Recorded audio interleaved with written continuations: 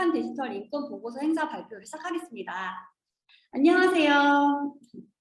다들 이제 바쁘신데도 불구하고 오늘 행사에 이렇게 시간 내서 참여해 주셔서 너무 감사드립니다.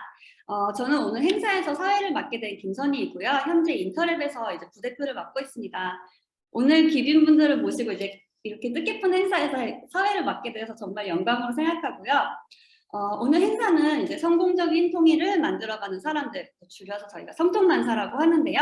성통만사에서 세계 인권선언 73주년을 기념하는 행사이자 북한 디지털 인권 보고서 발간을 기념하는 온라인 기자회견 행사입니다. 그래서 가장 먼저 순서로 한반도 인권통일 변호사 모임의 명예회장이시자 성통만사 이사장님으로 계신 김태훈 이사장님의 인사 말씀이 있겠습니다. 예, 안녕하십니까.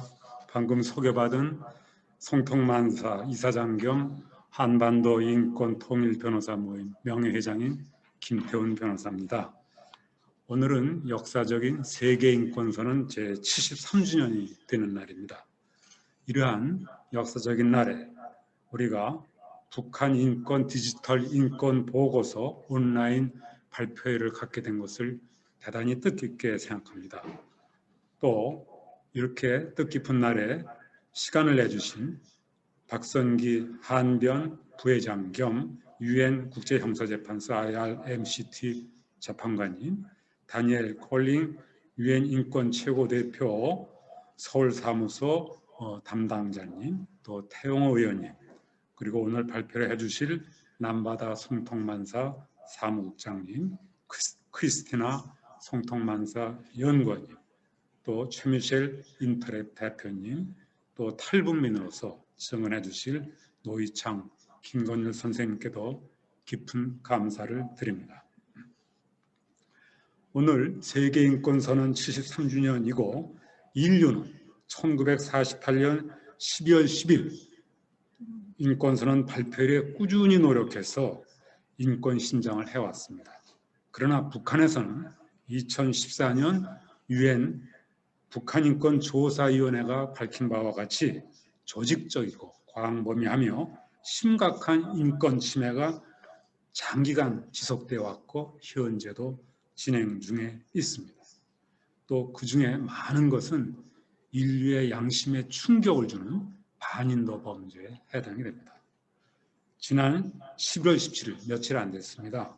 11월 17일 제76차 UN 총회 제3위원회에서는 북한 인권 결의안이 17년 연속 채택되었습니다. 그와 같이 북한의 인권 침해는 개선될 조짐이 없습니다. 더욱이 새로운 시대의 디지털 환경이 우리 모두 생활 속에 깊숙이 파고든 현재까지도 북한 주민들에게는 인터넷에 접속하는 자체마저도 통제되고 개인의 디지털 서비스 디바이스들이 모두 강하게 감시당하는 철저한 통제 사회 속에서 신음하고 있습니다. 디지털 인권은 앞으로도 가장 중요한 기본적 인권의 하나가 될 것입니다. 구테우스 유엔 사무총장도 유엔에서의 디지털 인권 개념 확립과 발전 위해 많은 노력을 기울이고 있습니다. 레스콘과 같은 디지털 인권 컨퍼런스도 개최되고 있으며 다수의 디지털 인권 관련 회의들이 새롭게 구성되고 있습니다. 각국 정부는 디지털 환경에서의 시민교육과 사용 기준 마련에 나서고 있고 기업들은 공장에서의 물품 생산이 아니라 디지털 환경에서 데이터의 가치를 기준으로 평가받고 있습니다. 또한 개인들은 디지털 환경에 얼마나 잘 적응했는지를 바탕으로 좋은 직장과 더 나은 삶을 살 수 있는 기회를 얻기도 합니다. 이렇게 전 세계가 디지털 환경에서 어떻게 살아가야 할지 고민하고 있는 지금 북한만은 감시와 통제의 오랜 속박 속에서 신음하고 있습니다. 북한 정부의 통제를 벗어난 모든 디지털 사용을 철저하게 금지당하여 북한 인권은 계속 악화되고 있습니다.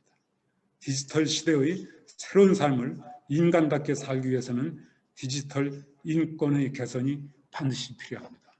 오늘 저희가 인터랩과 함께 이 성통만사가 이 개최하는 디지털 인권 보고서 발표는 아마도 최초로 북한의 인권을 디지털 인권 측면에서 조관하는 뜻깊은 날이 됩니다. 오늘의 발표가 특히 취약한 북한의 디지털 인권 개선을 위한 중요한 계기가 되기를 희망합니다. 감사합니다. 네, 이수장님 멋진 인사 말씀 정말 감사드립니다. 다음 순서로는 오늘 행사를 축하해 주시기 위해 참석해 주신 서울 유엔 인권사무소의 다니엘 콜린즈 인권 담당관님께서 축사를 해주시겠습니다. Thank you to 네, PS. 감사합니다. 또한 성통만사에 저를 이 자리에 초청해 주신 것에 대해서 특별한 감사의 말씀을 전합니다. 지금 세계 인권선언은 73주년을 기념하는 아주 훌륭한 날일 뿐만 아니라 북한에 대해서, 북한의 인권 실상에 대해서 배울 수 있는 소중한 기회라고 생각합니다. UPR을 포함한 그리고 특별 조치들을 포함한 유엔의 상황들을 봤을 때는 지금 시민사회에서 계속해서 수집하고 있는 북한 인권 실태에 대해서 유엔에서 큰 관심을 가지고 심각성을 인지하고 있는 상황입니다. 그리고 북한의 상황은 기본권이 심각하게 침해되고 있는 것을 잘 알고 있습니다. 여기서는 당연히 정부의 유입 차단뿐만 아니라 체계적이고 조직적인 통제라고 하는 부분이 포함되어 있습니다. 이런 디지털 변환을 통해서 세계의 다양한 곳곳에서 정보를 공평하게 받고 있는 상황과 대비해서 북한의 주민들은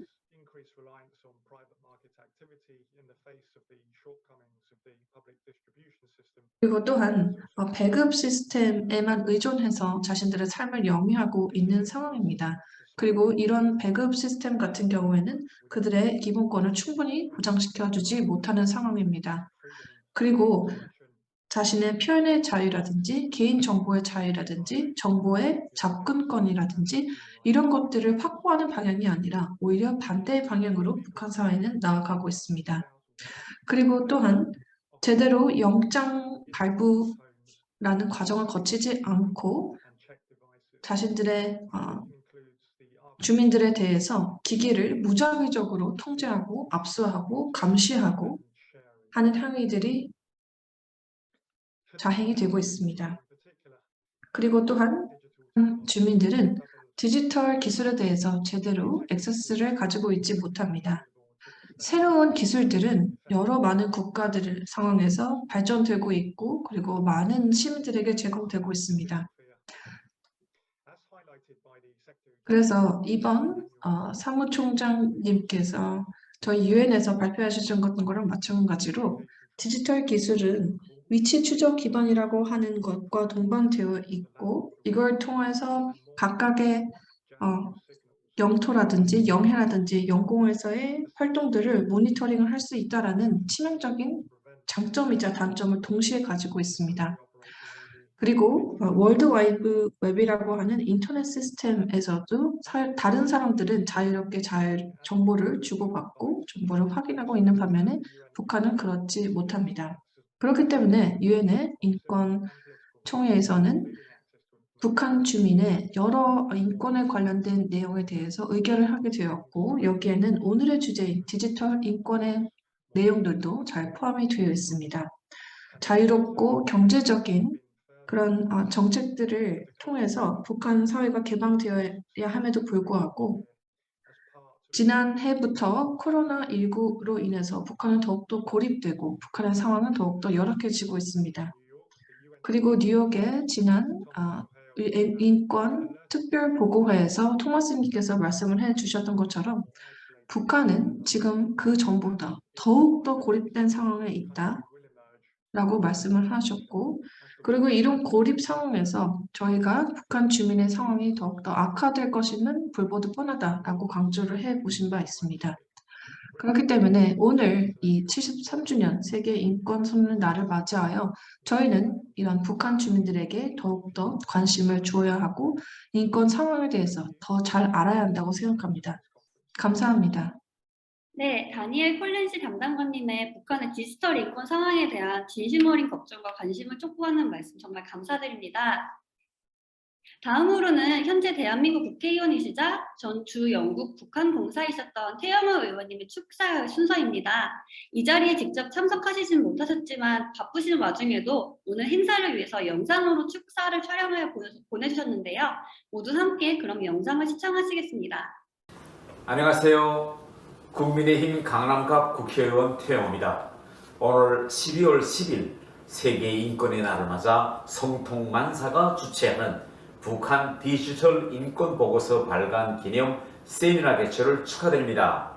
귀중한 자리를 마련해 주신 성통만사 김태훈 이사장님, 발표를 해주실 남바다 성통만사 사무국장님, 크리스티나 쿤수 연구원님, 최민호 인토렉 대표님, 구의 관계자 여러분께 깊은 감사의 말씀을 드립니다. 현재 우리는 손바닥만한 핸드폰 하나로 전 세계와 연결되는 사회에 살고 있습니다. 굳이 비행기를 타지 않아도 지구촌 어디에서 발생하는 다양한 소식들을 실시간으로 확인할 수 있습니다. 한류가 넷플릭스 전 세계 시청률 상위권을 휩쓸며 사람들을 매료시키고 있습니다. 그러나 북한에서는 최근 오징어 게임을 시청했다는 이유만으로 가혹한 처벌을 받고 있다는 소식이 들려오고 있습니다.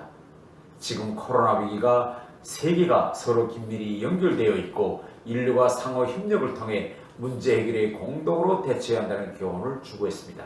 어느 한 국가가 빗장을 걸어 잠그면 결국 변이가 생기거나 전 세계가 고통을 받는 현상이 반복되고 있습니다.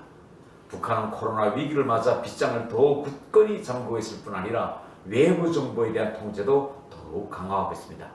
아무쪼록 오늘 세미나를 통해 북한 디지털 인권 탄압 실태를 면밀히 분석하고 북한 주민들의 디지털 인권 개선을 위한 지혜가 모이는 장이 되기를 진심으로 기원합니다. 감사합니다. 네, 태영호 의원님의 축사 영상에 정말 감사드립니다. 그리고 오늘 원래 축사를 해주시기로 하셨던 박성기 부회장님께서 사정이 생기셔서 지금 행사에 들어오지 못하셨기 때문에 박성기 부회장님의 축사를 건너뛰고 다음으로 보고서 내용 발표로 바로 넘어가겠습니다. 그래서 보고서 배경, 내용 요약, 그리고 기술적 영역에 대한 설명, 국제법적 해석, 그리고 북한의 인터넷 사용 현황에 관해서 총 6분의 연사분들께서 오늘 발표를 해주실 건데요. 많은 관심 부탁드리겠습니다. 먼저 남바다 성통만사 사무국장님께서 보고서를 작성하게 된 배경과 보고서의 의미를 발표해 주시겠습니다. 네, 안녕하십니까. 성공적인 통일을 만들어가는 사람들 사무국장 남바다입니다. 이번 북한 디지털 인권 보고서를 발표하고 여러분 앞에 내놓게 돼서 매우 기쁘게 생각합니다. 그리고 오늘 행사에 와주신 여러분 모두에게도 매우 감사드립니다. 저는 2010년부터 PS코와 함께 일해왔습니다. 그동안 정말 많은 변화가 있어 왔습니다. 우리 단체는 국내에 북한 인권에 대한 인식 개선 활동을 위주로 하는 단체에서부터 시작해서 국제적 활동을 위주로 하는 유엔 경제사회이사회 협의기구 단체로의 커다란 도약이 있었습니다.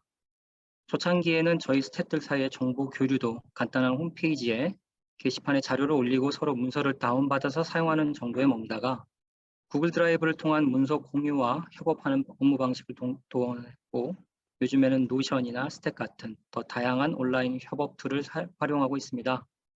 코로나 상황이 심각할 때는 모든 단체 업무를 온라인을 통해서 진행해 왔습니다. 이렇게 세상은 디지털을 중심으로 변화되는 데 반해서 북한은 너무나 그 자리에 그대로 있습니다. 외국과의 교류만 열어놓으면 더 이상 인민들이 굶주리지 않을 텐데도 북한 주민들이 디지털 기술을 활용해서 더 나은 삶을 살 수 있을 텐데도 모든 변화를 거부하고 현재 정치적인 구조를 유지하는 데에만 관심을 두는 상황에 많은 아쉬움을 갖고 있습니다. 그러던 중에 몇몇 해외 보고서들이 북한의 디지털 기술과 환경에 대해 조사한 내용들을 찾아봤습니다. 모두가 북한의 감시 기술, 인터넷 통제, 자체 생산한 디지털 기기들, 파일 추적 시스템들에 대한 기술적인 측면을 강조하고 있었습니다. 이런 부분들은 한국어 자료들에서는 찾기 어려운 아주 놀라운 것들이었음에도 불구하고 북한 인권 커뮤니티에는 잘 알려지지 않았고 특히 이런 내용을 국제적인 인권 기준에 맞춰 인권의 언어로 해설해주는 자료들이 없다는 사실이 매우 안타까웠습니다. 그래서 우리 단체는 북한 디지털 인권 보고서를 제작하기로 결정하고 2019년부터 준비에 들어갔습니다. 하지만 준비에 들어서자마자 생각하지 못했던 많은 어려움들이 있었습니다. 지금의 세상은 너무나 디지털 활용이 기본적인 것임에도 불구하고 아직까지 디지털 인권과 권리에 대한 명확한 국제적인 기준이 확립되지 않았다는 것을 발견했습니다. 아직까지는 자유권 규약이나 사회권 규약과 같은 형태로 디지털 인권을 구체적으로 명시한 국제적 인권 규약은 존재하지 않고 다만 이런 부분에 대한 여러 논의가 활발히 진행 중에 있습니다. 금년도 7월에는 유엔 인권이사회에서 신기술과 인권에 대한 결의안이 통과됐습니다. 여기서는 인권의 증진 및 보호와 관련해서 신기술이 갖는 영향력, 기회, 도전 과제에 대응함에 있어서 전체적, 포용적, 포괄적 접근 방식을 취하는 것의 중요성과 모든 관계자들이 더욱 긴밀히 협력할 필요성을 재확인했습니다. 이외에도 2018년에는 인터넷상의 인권의 증진, 보장, 향유와 2019년에 또 다른 신기술과 인권 등의 결의안은 선진국과 개발도상국 간의 디지털 격차에 대한 논의의 필요성뿐만 아니라 디지털 기술이 국가와 개인의 발전에 크게 영향을 줄 수 있다는 점을 이야기합니다. 또한 현 안토니오 구테레스 사무총장이 디지털 인권 개념 확립과 발전을 위해서도 노력하고 있습니다.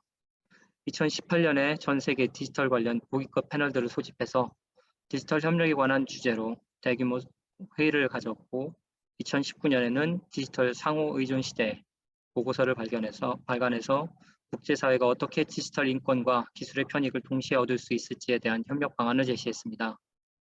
사생활 보호, 표현의 자유 등을 포함한 인권이라는 개념은 인터넷 시대가 돌아가기 전부터 이미 사람들의 인식에 널리 퍼져 있었습니다.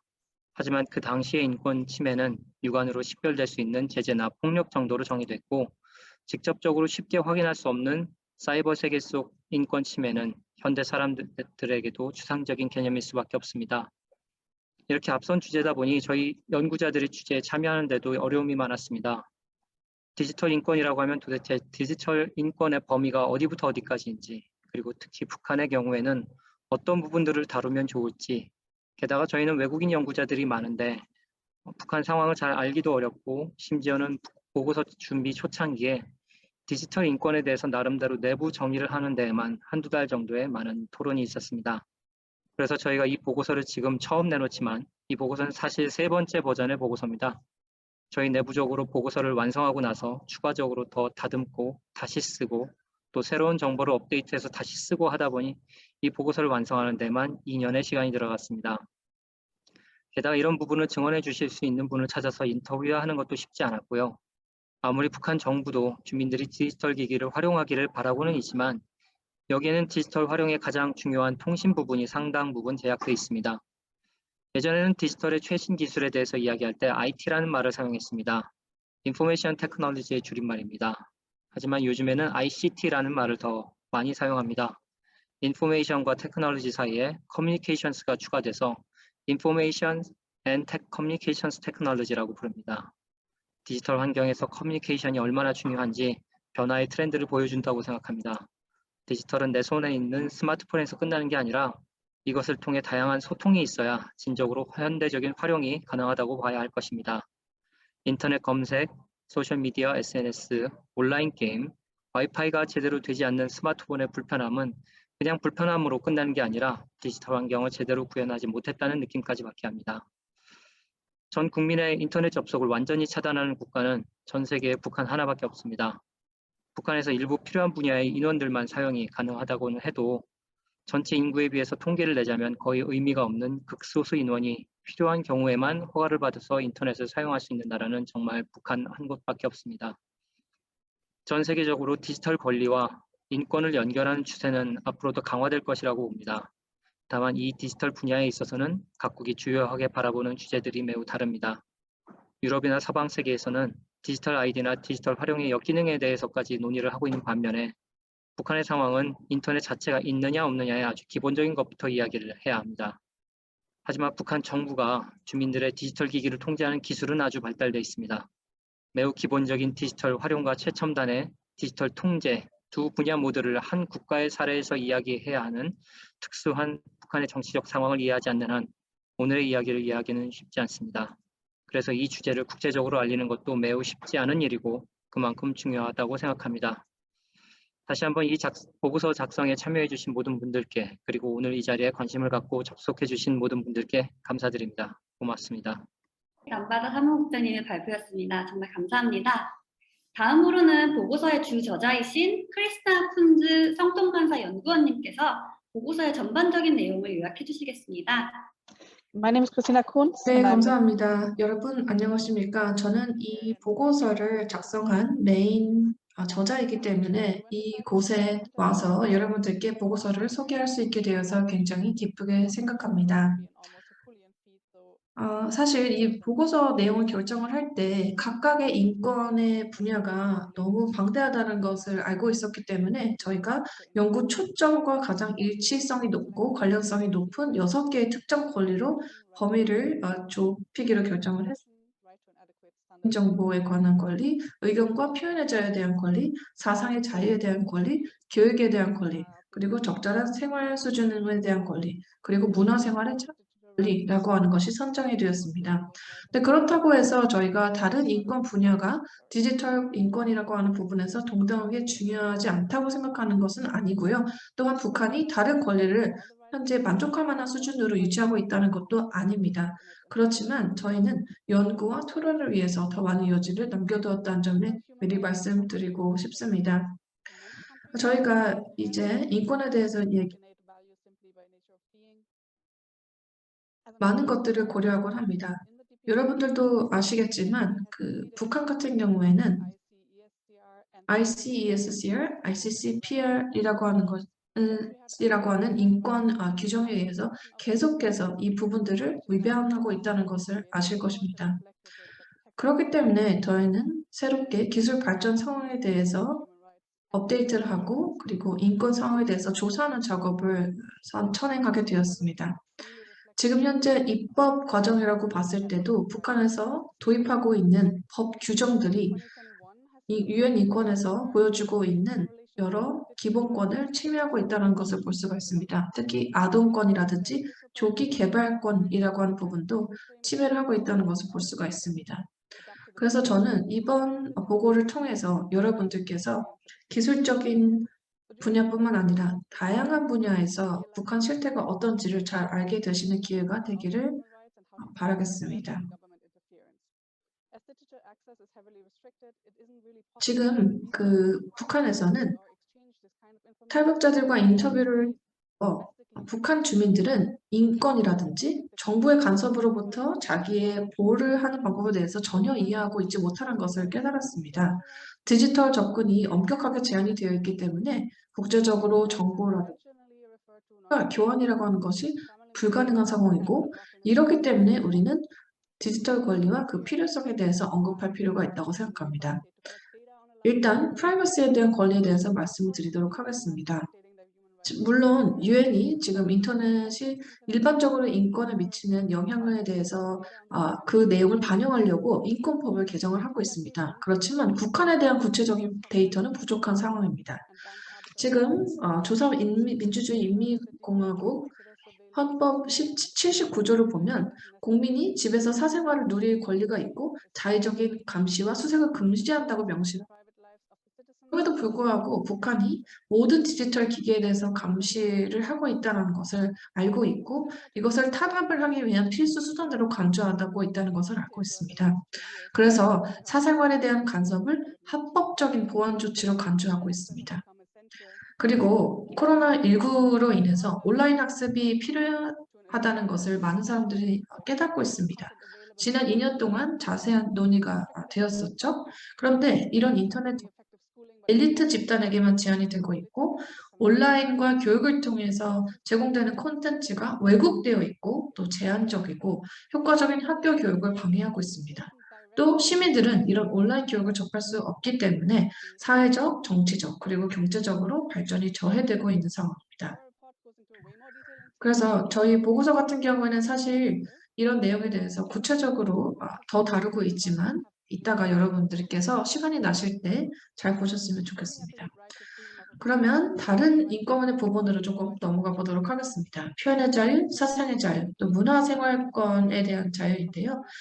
북한 같은 경우에는 자국민들이 비판적인 의견을 형성을 하고 또 사상에 대해서 의문을 제기하고 또 점진적으로 반동이 있을 수 있는 것을 방지하기 위해서 최선의 노력을 다하고 있다는 것을 알 수가 있습니다. 다른 사람들과 아이디어를 공유하는 것을 차단하고 있는데 이것이 디지털에는 어떻게 연결이 되어 있을까요? 바로 디지털 액세스를 통해서 또한 온라인이라고 하는 공간을 통해서 많은 사람들이 의견과 이념을 교환하고 있습니다. 그게 바로 21세기의 본질입니다. 그렇지만 주체 사상을 바탕으로 한 유일 사상 수립 제10대 원칙 이외에 그 어떤 이념이 허용되지 않는 북한 주민들은 국가의 간섭 없이 도덕성이라든지 신념을 형성하지 못하고 있습니다. 외국 언론이 금지되고 있고 그리고 인터넷을 이용할 수 있는 언론이 대다수의 사람들을 어렵기 때문에 국가 선전이라든지 역사라고 하는 부분에서 과대한 왜곡이 있습니다. 북한 정부는 현상 유지를 하기 위해서 예를 들면 지금 오늘날의 어린이들이나 청소년들이 인터넷에서 보고 다른 문화의 어린이들과 세계관을 교환하고 이걸 통해서 자신들의 정체성과 사회적 또는 정치적 견해를 형성하고 있는데 이것을 굉장히 위험한 도구라고 보고 있습니다. 저희 탈북자들 인터뷰를 보면 사고 방식이 인터넷을 보면 바로 바뀔 것이기 때문에 인터넷 접속을 허용하면 외부 정보의 유포로 인해서 체제가 붕괴될 것이다 라고 하고 생각을 하고 있고 한 분께서는 이제 만약에 북한이 인터넷에 접근이 가능하게 되면 많은 사람들의 생각이 바뀌고 배신감을 느낄 것이다. 시간 문제일 것이고 모두 변할 것이다 라고 얘기를 했습니다. 그리고 디지털 문화생활 같은 경우에는 지금 현재 글로벌 문화 인식의 문화적인 융합으로 이어질 수밖에 없는 중요한 부분인데요. 디지털 연결이 없으면 북한 주민들 같은 경우에는 이런 다양한 문화에 참여할 수가 없습니다. 그리고 모든 자료를 국가에 의존하고 있기 때문에 외국인 혐오증이 생기고 또 세뇌가 됩니다. 그렇기 때문에 비판적인 사고를 발전시킬 수가 없고 대규모 시위 같은 것이 조직될 수가 없습니다. 앞서서 언급해드렸던 것처럼 디지털 접근권은 한 국가의 생활 수준에, 삶의 수준에도 굉장히 큰 영향을 미칩니다. 기술의 노동력을 통해서 기술 수준을 향상시키고 더 많은 일자리를 찾을 수 있도록 하는 것이 디지털의 핵심인데요. 이렇게 숙련 노동자의 수가 증가가 되면 생산성이 증가하고 장기적으로 그 국가의 경제 성장도 일어날 것입니다. 그렇지만 북한들은 이런 필수적인 니즈조차 제공받지 못하고 인터넷 접속도 불가능하기 때문에 저희가 북한 시민들의 잠재력이 얼마나 저해되고 있는지에 대해서 알 수가 있겠습니다. 그 다음으로는 민주주의 국가라고 하면 디지털 미디어라든지 디지털 권리가 보장이 되는 경향들을 볼 수가 있죠. 그렇지만 경우에는 선거가 자유롭지도 않고 공정하지도 않고 또 노동당 외에는 그 어떤 정당도 선출될 수가 없고 유일한 후보자가 현 김정은 정권이기 때문에 그냥 명목상으로만 민주주의 국가일 뿐입니다. 민주주의 국가라고 한다면 이 정부가 국가 경제 발전을 위해서 노력하고 모든 주민들의 생활 수준을 높이기 위해서 기술을 사용할 것입니다. 그렇지만 북한에서는 인터넷 접속 혜택이 체제라든지 엘리트 계층에만 느낄 수 있는 부분이고 기술 영역에 대한 자금은 모두 대부분 핵무기라든지 해킹에만 사용이 되고 있고 반면에 시민들은 암시장을 통해서 또 밀수품을 통해서 자신들의 생존을 위해서 싸워야만 하는 상황입니다.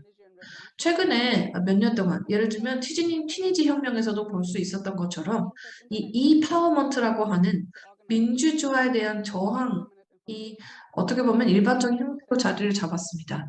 인터넷을 통해서 같은 생각을 갖고 있는 사람들이 더 조직되고 정보가 전파되고 전국적으로 시위가 확대되는 것이 더 쉬워졌죠. 그래서 많은 학자들과 탈북자들은 외부 정보의 유포가 된다고 하면 하향식 밑에서부터의 시위로 인해서 북한 내에 정치적 변화가 일어날 것이라고 믿고 있습니다. 그리고 김정은 정권은 이 위협을 잘 알고 있죠. 그렇기 때문에 미디어 소비에 대한 규제를 강화하고 더욱더 가혹한 처벌을 진행하고 있는 것입니다. 그렇지만 스타링크 같은 위성 인터넷 제공업체 이런 21세기 기술은 북한의 디지털 액세스를 극단적으로 통제하는 것을 불가능하게 만드는 뭔가 새로운 환경을 조성을 하고 있습니다. 디지털 장치라든지 정보에 대한 접근을 통해서 시민들은 정부의 통치 시스템에 대해서 자신의 의견을 형성할 수 있고 정부 관리로 하여금 책임을 질 수 있도록 할 수 있습니다. 네, 이는 전 세계 모든 사람들이 누려야 하는 권리라고 생각을 합니다. 저희가 모든 내용을 다 말씀드릴 수는 없겠지만 여러분께서 시간을 내셔서 보고서를 직접 확인해 보셨으면 좋겠습니다. 북한 주민들의 제한된 디지털 접근, 그리고 정부는 오히려 다른 선진국보다 훨씬 더 디지털 기기를 많이 사용하면서 시민들을 감시하고 있고 검열하고 있고 격리하고 있습니다. 국제사회는 단합된 목소리로 한 목표를 향해 노력해야 합니다. 그래서 보고서 말에 저희가 이런 얘기를 했습니다. 국제사회와 북한은 두 가지 권고사항을 모두 제공을 했습니다.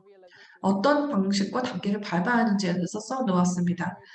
저희 구테르스 유엔 사무총장님의 말을 인용하겠습니다. 팬데믹을 극복하기 위해 우리는 함께 노력하고 디지털 기술의 유해한 사용을 줄이는 방법을 배우고 민주화의 힘의 조력자로서 디지털 기술의 힘을 활용해야 된다라고 말씀하셨습니다. 이상입니다. 네, 발표 정말 감사드립니다. 다음으로는 인터랩의 기술 총괄을 맡고 계신 미셸 최 대표님께서 보고서에 포함된 북한 디지털 인권의 기술적인 부분에 대해서 설명해 주시겠습니다. 네, 안녕하세요. 아시아적인 디지털 인권 보호 및 증진을 위해 활동하는 인터랩이라는 시민단체에서 대표이사 및 기술 총괄을 맡고 있는 최민호라고 합니다. 먼저 일단 성통만사분들께 이러한 의미가 깊은 디지털 인권 보호서의 기술적인 내용을 감수할 수 있는 기회를 주시고 또 이렇게 소중한 세미나 자리에서 얘기를 할 수 있는 기회를 주신 부분에 대해서 진심으로 감사 말씀드리겠습니다.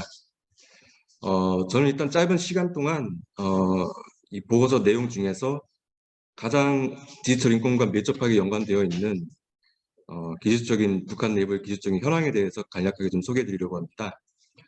가장 먼저 정보의 인권, 정보의 자유, 그리고 통신의 자유 관련해서 말씀드리겠습니다. 이 자유들과 가장 밀접하게 관련된 부분들은 이제 인터넷 사용 현황이 될 텐데요. 같이요? 네. 이거 네, 알겠습니다. 네, 슬라이드가 문제 생겼고 일단 정보의 자유 그리고 통신의 자유 관련해서는 가장 큰 부분은 인터넷 사용 가능성에 대해서 많이들 논의가 나오고 있는데요. 북한의 사례로 보시면 가장 먼저 인터넷 사용 가능성은 외신 기자 그리고 대사관 직원을 제외했을 시 김정은 일가 최측근 이외에는 극소수의 엘리트층만 개인적으로 인터넷 접속이 가능합니다. 그리고 이외 주민들은 이제 소수의 최상위권 대학교 도서관에서만 이용이 가능하고요. 이 도서관에 배치되어 있는 인터넷 사용 기기 또한 사용을 하게 될 시에는 옆에서 화면을 지켜보고 있는 보육국 직원들이 존재한다고 보입니다. 정리하자면 극히 제한된 환경에서 프라이버시가 없는 상태로만 일반 시민들은 인터넷 이용이 가능하게 됩니다. 다음으로는 인트라넷 사용인데요. 간단하게 인터넷과 인터넷 비교 차이점을 말씀을 드리면 인터넷은 사실은 수많은 네트워크들이 전 세계적으로 연결되고 또 서로가 접속하는 데 제한이 없습니다만 인트라넷은 어떤 작은 공간에 갇혀있는 네트워크라고 보시면 될 것 같습니다.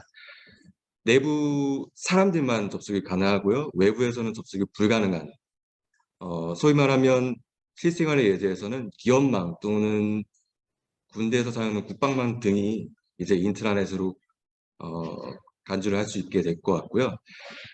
특이점은 이제 북한에서는 인트라넷 같은 경우가 국가적인 영역으로 크게 사용되고 있다는 점에서 특이점으로 볼 수 있을 것 같습니다. 이 인트라넷은 인터넷과 비교했을 때는 보다 더 많은 사용자들이 북한 내부에 존재하고요. 정부 관료, 대학생, 그리고 평양 거주자분들이 특히 인터넷에 접속이 가능한 것으로 파악되고 있습니다.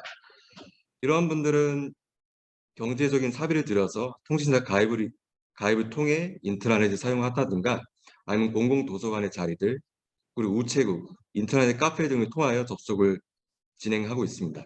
물론 아까 말씀드렸던 것처럼 인트라넷은 북한 외부에서는 접속이 불가능합니다. 그리고 이 인트라넷을 통해 접속할 수 있는 웹사이트들은 선전 매체 및 언론뿐만 아니라 뭐 쇼핑몰 그리고 포털 등 다소 다양하지만 정부의 심의를 받고 운영이 되고 있는 웹사이트들입니다.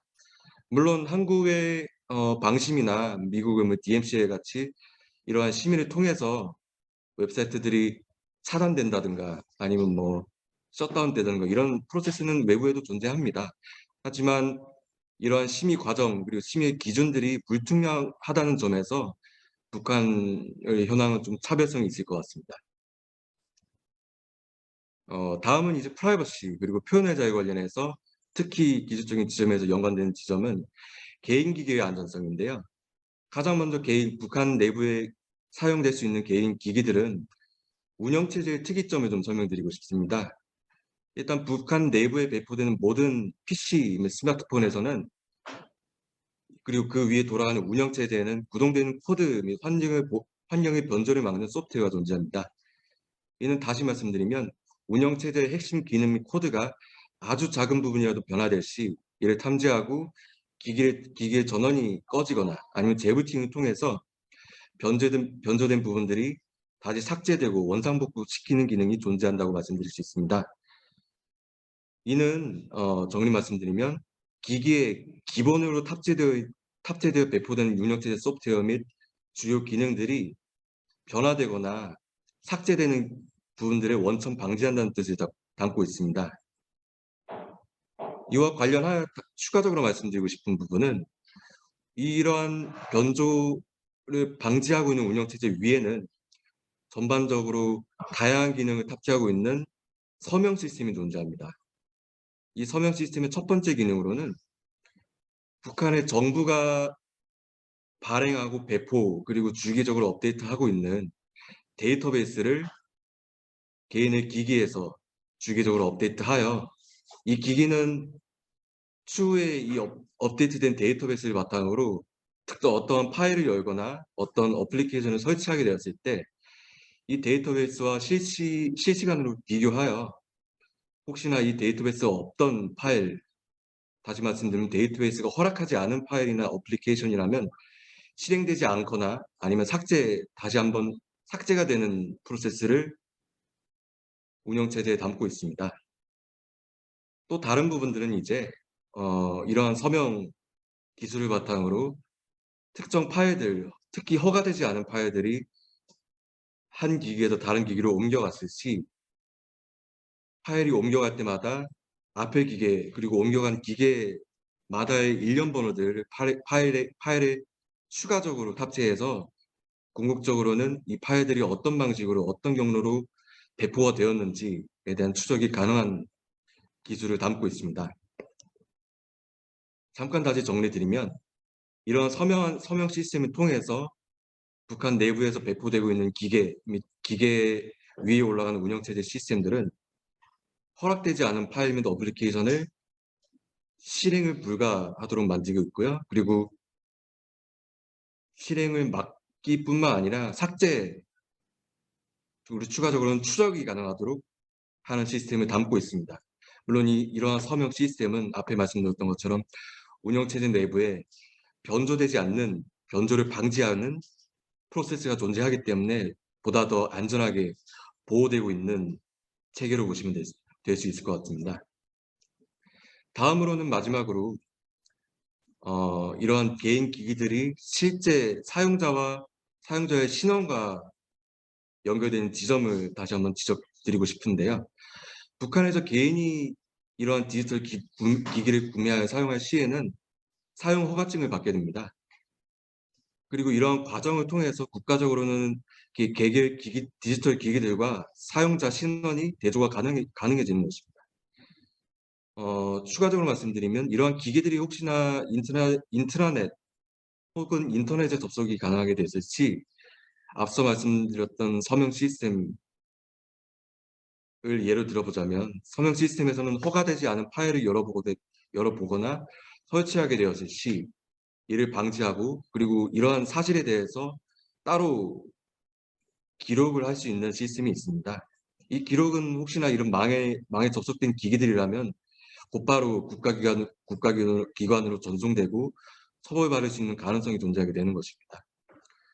또 망에 접속되지 않는 기기라고 하더라도 북한에서는 오프라인 기기라고 하더라도 불시 수색을 통하여 이러한 디지털 기계들을 수색하고 이 수색을 통해서 허가증을 받지 않고 사용하는 기기가 있는지 여부, 그리고 이 기기 내부에 허가되지 않는 파일, 그리고 어플리케이션 실행 여부를 파악할 수 있는 프로세스가 있기 때문에 결과적으로는 앞서 말씀드렸던 운영체제 방지 시스템, 위변조 방지 시스템, 그리고 서명 시스템, 그리고 방금 말씀드렸던 감시 전반의 마무리 지점들을 통하여 전반적으로 북한이 보다 더 많은 디지털 기기들을 사용하고 한다더라도 이러한 디지털 감시 체계가 스트림라인, 좀 더 원활하게 되는 관점들을 파악할 수가 있었습니다. 이는 궁극적으로 프라이버시 그리고 표현의 자유와 밀접하게 연관되어 있기 때문에 소개해드리고 싶었습니다. 정리드리자면 앞서 말씀드렸던 인터넷 통신의 자유, 인터넷 통신이 가능하더라도 이 내부에는 극히 제한된 정보만 이용이 가능하다는 점, 그리고 프라이버시와 표현의 자유 관련해서도 개인의 기기에서 시시각각으로 감시를 받을 수 있다는 점, 그리고 이 기기를 활용하더라도 극히 제한된 국가에서 허락된 컨텐츠만 열람하거나 설치가 가능하다는 점을 보았을 때 디지털 인권의 맥락에서는 사실 우리가 일상적으로 아까 남바 선생님께서 말씀하셨던 것처럼 정보 기술이 일상적으로는 수많은 정보의 통신 그리고 손쉽게 정보를 향유할 수 있는 관점에서 사실은 인간의 자유를 증진할 수 있다라고 쉽게 믿을 수 있음에도 불구하고 한편으로는 이러한 디지털 인권, 특히 정보의 인권, 정보의 자유, 통신의 자유, 프라이버시 등의 디지털 인권들이 보호되지 않는 상태에서 기술이 발전되었을 시 오히려 반대급적으로 기존 실생활의 인권까지 침해가 될 수 있다는 점, 그래서 북한뿐만 아니라 전 세계 이 세미나를 듣는 모든 분들께서 보다 더 디지털 인권에 대해서 관심을 가져주시고 각 사회 내부에 있는 검열 그리고 프라이버시 그리고 정보의 자유가 침해될 수 있는 아주 사소한 부분까지 다 같이 관심 가지고 좀 더 논의를 하게 되었을 때 이제 아까 말씀하셨던 것처럼 디지털 인권에 관련하여 조금 더 논의가 활발해지고 개념도 명확해지지 않을까 생각해 봅니다. 이상으로 발표는 마치겠습니다. 감사합니다. 네, 최미셸 대표님의 북한의 디지털 인권에 관한 기술적인 부분에 대해서 설명해 주신 발표였습니다. 정말 감사합니다. 다음 순서로는 성통난사의 김태훈 이사장님께서 북한 디지털 인권 현황의 국제법적 해석 부분을 발표해 주시겠습니다. 예, 지금 많은 분들이 디지털 인권의 북한에서의 그 침해받는 실상을 말씀을 하셨는데 약간 법적인 관점에서 조금 접근을 해보고자 합니다. 근데 앞에서도 지적을 하셨습니다만은 이 디지털 인권에 대해서는 아직 국내법이나 대한민국의 국내법이나 국제법적으로 그 정의가 명확하게 내려져 있지는 않습니다.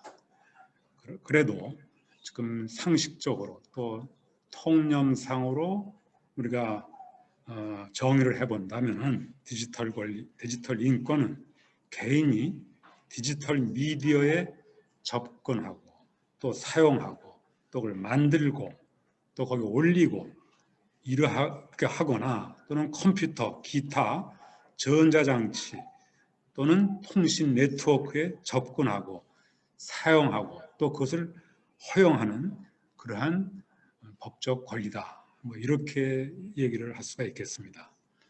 지금 유엔에서도 이 디지털 인권, 디지털에 우리 개인이 사람이 접근할 수 있는 권리에 대해서 상당히 관심을 가지고 있습니다. 그래서 지난 올해 7월 7일 제47차 인권이사회에서 인터넷상의 인권의 증진, 보호 및 향유 문제에 대해서 상세하게 의결을 했습니다. 그에 의하면 첫째로 사람들이 오프라인에서 갖고 있는 것과 같은 권리를 특히 세계인권선언 및 자유권계약 19조에서 규정하는 것과 같이 이 표현의 자유를 비롯한 이 인권이 온라인에서도 보호되어야 된다라는 것을 아주 강조했습니다. 두 번째로 이 인터넷상의 권리를 행사하는 사람들에 대해서 이 침해를 하는 것은 단호히 규탄한다. 그리고 모든 국가가 그 인권 침해에 대한 책임 추궁과 그 피해자 구제가 이루어지도록 해야 한다라고 결의했습니다. 또한 특히 그 여성 또 언론이나 공적 업무에 종사하는 사람들, 이러한 사람들에 대한 성적 폭력이나 성적 차별 또 증오 이러한 용어를 사용을 해서 인터넷상으로 이렇게 인권을 침해하는 것은 단호히 이것을 또 규탄한다 이렇게 얘기를 했습니다. 또 세계화되고 개방된 인터넷은 모든 사람의 지속 가능한 개발 목표, 즉 SDGs, 지속 가능한 개발 목표 성취를 비롯한 다양한 형태의 개발을 추진하는 원동력이 된다 이렇게 얘기를 했습니다. 특히 또 코로나 상황에서 코비드-19 코로나 상황에서 취약계층에 대하여 인터넷 접근과 확장은 더욱 중요하니까 국가, 유엔기구 등 모든 이해 당사자들은 그들의 인권, 건강, 사회 경제적 충격을 충분히 고려하여 정보격차, 디지털 디바이드, 정보격차 해소에 각별히 노력을 해야 된다 이렇게 얘기를 했습니다. 다음으로 모든 국가는 모든 사람들이 보다 더 충분한 인권을 향유하기 위해 성적으로 또 계층적으로 취약계층 이런 것을 모두 아울러서 정보격차를 해소해야 되고 또 정보기술과 정보통신기술의 이용을 늘리는 모든 노력을 가속화해야 되며 교육 등을 통하여 인터넷 정보의 접근을 증진시키는 노력을 유지 강화하고 포괄적인 인권 기반 접근을 적용하여 정보기술과 정보통신기술에 대한 접근 제공과 그 확장을 기업과 시민사회 등 모든 사회 구성원들과의 협의해야 한다 이렇게 얘기를 했습니다. 또 국제인권법을 위반하여 온라인으로 정보를 추구하고 받고 배포하는 개인의 노력을 인터넷을 폐쇄, 셧다운한다든지 온라인 검열을 한다든지 이렇게 하는 것은 단호하게 우리가 규탄을 하고 모든 국가들에게 그러한 방해를 하지 않도록 노력을 기울일 것을 또 촉구했습니다. 또 국내법과 정책, 실무 관행이 표현의 자유, 집회 결사의 자유, 온라인과 관련하여 국제 인권 규범에 부합하도록 안전성을 국가가 확보해야 된다. 이렇게 또 선언을 했습니다. 그리고 또 모든 국가에게 룰 오브 러, 법치주의 원칙에 따른 국내의 투명한 기구 등을 통해 모든 온라인상의 인권, 특히 표현의 자유, 집회의 자유, 결세의 자유, 사생활, 기타 인권을 보호해야 할 국제적 의무에 따라 인터넷상의 안전 문제를 다룰 것을 요청을 했습니다. 바로 지난 7월 7일 인권이사회에서 이렇게 의결한 내용을 소개해드렸습니다. 그 밖에도 유엔 사무총장도 이번 2021년 76차 유엔 총회에서 이 디지털 사용의 불균형 문제가 특히 문제다. 그래서 2030년까지 모든 사람들이 안전하고 쉽게 차별 없이 인터넷에 접속할 수 있도록 노력을 해야 된다. 특히 학생들에게 교육이 중요하다. 이렇게 강조를 했습니다. 그러면 이제 국가, 세계 각국의 이제 법적으로는 어떠냐? 이렇게 아직은 이렇게 법적으로 이게 명문화되지는 않았는데 프랑스 헌법재판소가 1789년 그 유명한 혁명이죠. 그러니까 1789년의 인간과 시민에 관한 권리선언에서 시민들이 제기하는 아이디어와 의견의 자유로운 의사소통은 인터넷과 같은 서비스에 접근할 수 있는 것을 자유를 의미한다. 해서 1789년 인권선언은 바로 그 인터넷상의 권리를 포함한다고 프랑스 헌법재판소 이렇게 선언을 했습니다. 또 그리스 헌법도 모든 사람들이 정보사회에 참여할 권리가 있다 하며 전자적으로 전송된 정보에 대한 접근, 생산과 교환 그리고 확산을 국가의 의무로 규정한다라고 선언했습니다. 또 코스타리카 헌법재판소는 통신시장 개방지연이 기본적인 인권을 침해하고 있어서 통신 발전에 대한 국가 계획의 개정을 요구했습니다.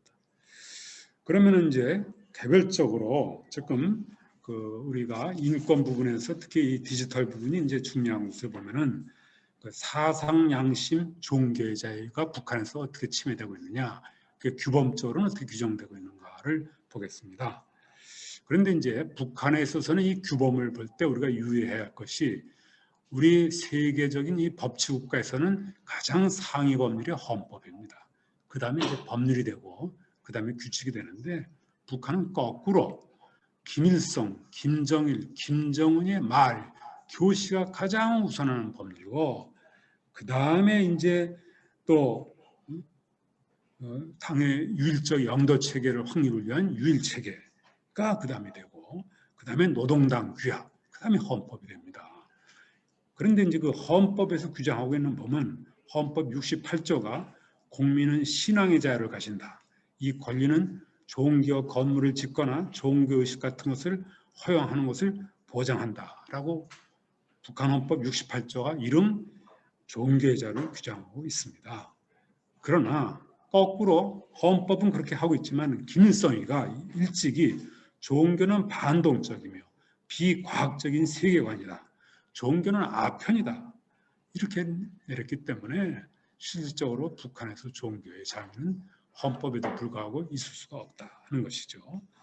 더구나 북한에서는 김일성, 김정일이 창시한 주체사상, 선군사상을 제일 원리로 하기 때문에 이 사상, 양심, 종교의 자유는 원천적으로 부정되고 있다. 이렇게 볼 수밖에 없습니다. 또 북한의 헌법보다 더 높은 당의 유일적 영도 체계 확립의 10대 원칙에서 보면은 여기서도 모든 것이 김일성, 김정일, 김정은, 백두혁명, 혁명적 사상에 대해서는 철저한 복종을 요구하기 때문에 사상, 양심, 종교의 자유는 제도적으로 부인하고 있고 디지털에서 이것을 언급한다는 것은 감히 꿈도 못 꾸고 있다. 이렇게 볼 수가 있습니다. 또 표현의 자유도 마찬가지입니다. 북한 헌법 67조에서는 국민은 언론, 출판, 집회, 시위와 결사의 자유를 가진다. 이렇게 규정하고 있습니다. 그러나 반면에 북한 헌법은 10조에서 국민의 기본 권리와 의무를 규정하고 63조, 81조, 85조에서 전체 인민의 정치 사상적 통일, 혁명적 경각성, 국가의 안전 이거를 강조하고 있어서 북한 헌법 스스로가 이 제67조에 한 표현의 자유 이거를 부정하고 껍데기만 보장한다는 것을 스스로가 헌법이 나타내고 있습니다. 더구나 나아가서 북한은 2015년에 형법에서 개정을 해가지고 국외에 거주하는 사람들과 비법적 국제 통신을 한 자는 1년 이하의 노동 단련형 또는 5년 이하의 노동 교화형에 처하도록 222조를 추가했습니다. 또 사회 안전성은 불법 콘텐츠를 파기하기 위해 따로 전담반과 다수의 부서를 만들어서 불법 기기와 미디어 추적에 나서고 있습니다. 또 주민 이웃끼리 감시하는 인민반 제도를 두고 있어가지고 한마디도 인터넷이나 이렇게 말을 못하게 되어 있습니다. 더군다나 작년 12월에는 반동사상 문화 배격법을 만들었습니다. 그래서 한국으로부터 넘어오는 미디어 콘텐츠, 즉 포르노 같은 음란 콘텐츠는 물론이고 성경이라든지 자유세계, 외부세계를 포함한 정보를 포함한 모든 출판물을 금지하고 있습니다. 이에 따라서 한국 미디어 콘텐츠를 다량으로 보유하거나 유포한 사람은 무기징역이나 사형에 처해집니다. 단순히 한국 드라마를 시청한 경우에는 했다 하더라도 5년 이상 15년 이하의 노동교화형에 처해지게 되어 있습니다. 그래서 2021년 금년 8월에 유엔 북한인권 특별보고관 비사법적 약식 혹은 자해적 처형 관련 특별보고관 표현의 자유 특별보고관이 북한 정부에 서신을 보내서 이 반동사상 문화 배격법을 조속히 폐지해라. 이거에서 미디어 소비 및 배포에 대해서 사형 선고까지 하는 것은 너무 가혹하다. 이 처벌을 굉장히 우려를 했습니다. 여기에 대해서 회신을 촉구했는데 아직도 북한은 답변을 하지 않고 있습니다. 그 밖에 사생활에 대해서도 아까 우리 크리스티나가 발표했다시피 헌법은 뭐 이렇게 보호한다고 되어 있지만은 그렇지가 않습니다. 실제로 한밤중에도 한낮에도 북한에서는 이 보안원들이 불쑥 집에 들어와서 모든 것을 검열을 하고 이렇게 되고 있습니다. 그러니까 법과 원칙이 법과 현실이 전혀 부합되지도 않다. 것을 말씀드릴 수가 있겠습니다. 그래서 유엔도 68-167에서 급속한 인터넷 기술의 발전으로 정부와 기업들이 개인정보나 인터넷 검색 내역을 수집할 수 있게 됨으로써 인권, 사생활 침해가 세계적으로도 침해가 증가하고 있다고 이렇게 언급하고 있는데 북한에서는 뭐 침해될 인권조차도 존재하지 않는다라고까지 말씀드릴 수가 있습니다. 그 밖에도 인권 중에는 세계인권선언 25조는 개인의 건강과 생활의 안정에 관한 적절한 생활 수준에 대한 권리를 포함하고 자유권규약 11조는 국제사회의 도움을 받아 지속적으로 생활 환경을 개선하는 것이 국가의 가장 중요한 과제가 되어야 한다. 이렇게 추가로 선언하고 있습니다. 그러나 북한은 유엔 2019년 권리의 대가 보고서가 결론을 지은 것처럼 자국민의 적절한 생활 수준에 대한 권리를 적극적으로 침해하고 있습니다. 그래서 전 유엔 북한 의사의 표현의 자유 특별보고관 프랭크 라리가 2011년 유엔 인권이사회에 제출한 보고서에서 말한 것처럼 인터넷 접속은 인권이고 모든 국가가 경제 발전을 촉진하기 위해 공공 서비스에 대한 접근을 보장하기 위해 행동해야 한다. 북한 정부가 자국민에게 디지털 기술을 제한한 것은 명백한 개발권 침해다. 이렇게도 또 얘기를 했습니다. 그 밖에도 인권에는 문화생활 참여권이 있습니다. 북한 헌법 74조는 국민은 과학과 문학, 예술 활동의 자유를 가진다. 이렇게 규정하고 있습니다. 그러나 현실은 반대입니다. 우리 북한 대중은 세뇌에 적합하지 않은 오래된 소설, 연극, 노래와 시는 소수의 전문가들만 접근할 수 있고 그것도 도서실에서 간신히 찾아야 허가된 범위 내에서만 찾을 수가 있습니다. 그리고 또 디지털 기술에 익숙하지도 않습니다. 또 국제사회와는 문화적 교류가 전혀 없습니다.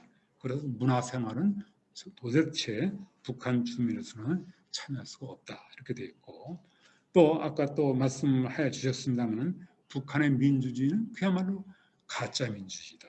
참정권은 전혀 보장되고 있지 않습니다. 세계인권선언 21조, 자유권 규약 25조가 참정권 보호를 규정하고 있습니다만 북한 헌법 4조는 북한의 주권이 노동자, 농민, 군인, 근로인테리를 비롯한 근로인민을 에게 있다. 이렇게 규정을 하고 있기 때문에 보통선거 원칙을 제도적으로 부정하고 있습니다. 그러니까 모든 사람들이 아니고 노동자, 농민, 군인, 근로인테리 여기에만 국한이 되고 있다. 이렇게 볼 수가 있습니다. 또 북한헌법 11조는 국가가 조선노동당의領도 밑에 모든 활동을 진행한다 해서 그 헌법 자체가 노동당의 지휘를 받는다. 이렇게 되고 있으니까 이 참정권이나 이 국가 정치에는 제도적으로 참여할 수가 없다. 이렇게 볼 수가 있습니다. 또 대의원 선거법도 너무나도 추상적이고 간단하고 또 모순된 내용이 되고 있기 때문에 북한 주민들은 도대체가 제도적으로도 이 정치에 참여할 수가 있는 방법이 없습니다. 그래서 현대는 디지털 기술 덕분에 모든 세계인들은 디지털 덕분에 더 많은 사람과 그룹이 정치적 생산성을 높이는 데 필요한 정보와 도구에 접근할 수 있습니다. 접근할 수 있게 돼서 이른바 디지털 역량 강화가 지금 아주 세계인들의 관심사가 되고 있습니다. 그래서 개개인은 더 넓은 사회적, 정치적 환경과 연결을 짓는 것이 관심사가 되고 있습니다. 그러나 북한은 지금까지 말씀드린 바와 같이 정반대입니다. 그래서 만약에 북한 주민들에게 디지털 미디어가 이게 사라진다면은 마치 튀니지 혁명과 같이 이것은 혁명의 불씨가 될 수 있는 잠재력이 되고, 그래서 김씨 왕제에게는 이걸 디지털 역량 강화를 필사적으로 맡고 있다, 이렇게 볼 수가 있습니다. 그래서 지금 북한은 이 디지털 측면에서 세계적으로 가장 고립되어 있고, 북한은 거꾸로 또 그렇지만 거꾸로 북한은 세계에서 가장 정교한 해킹 능력을 보유하고, 이것을 북한 주민들의 디지털 접근을 방해하고 또 세계로부터 정보가 들어온 것을 방해하고 있습니다.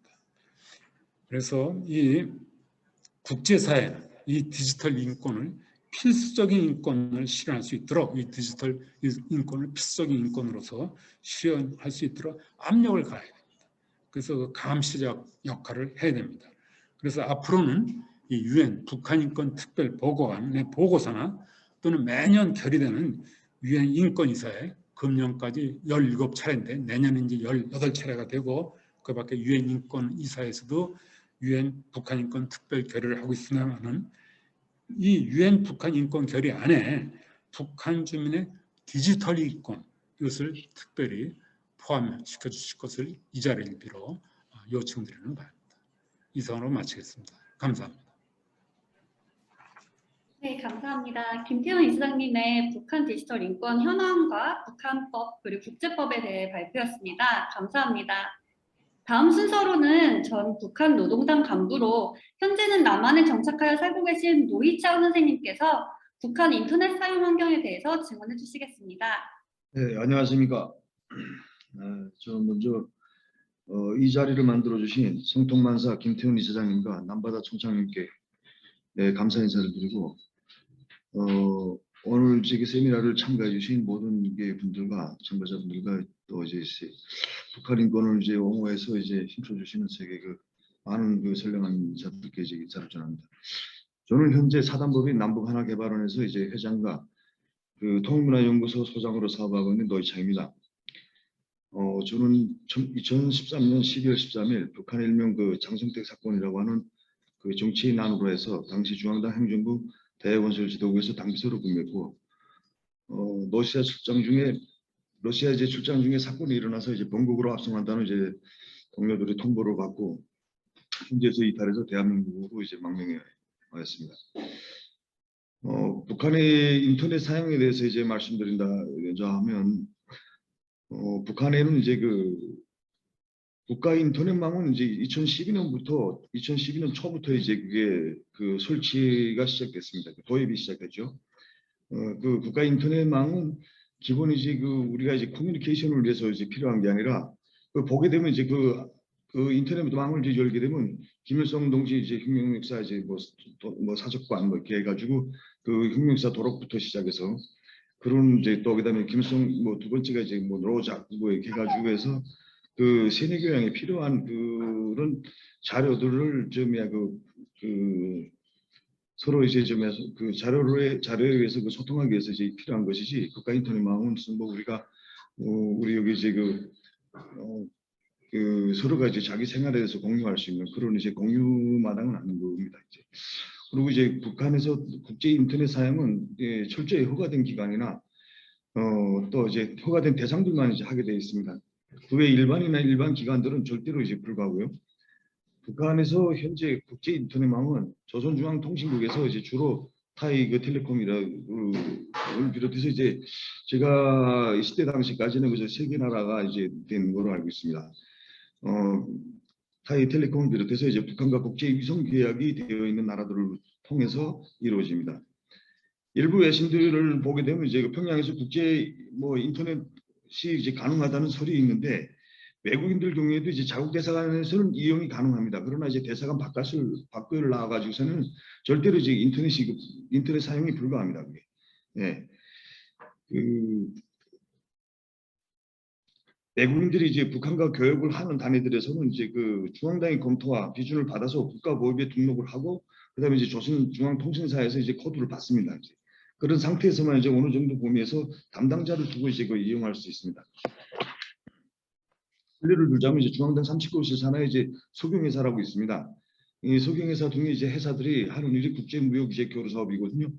이 기관에서는 기관 전체가 인터넷 사용이 가능한 것이 아니고 실제로 이제 인터넷 사용이 가능한 부서는 원촌동원과라고 있습니다. 이제 원촌동원과에 뿐이고 이 원촌동원과에서도 과장하고 실무자 이제 그 돈을 지불해야 되고 계약을 이행해야 관한 이제 그거를 이제 따라야 되는 그런 이제 실질적 담당자 한 명만 이제 가능합니다.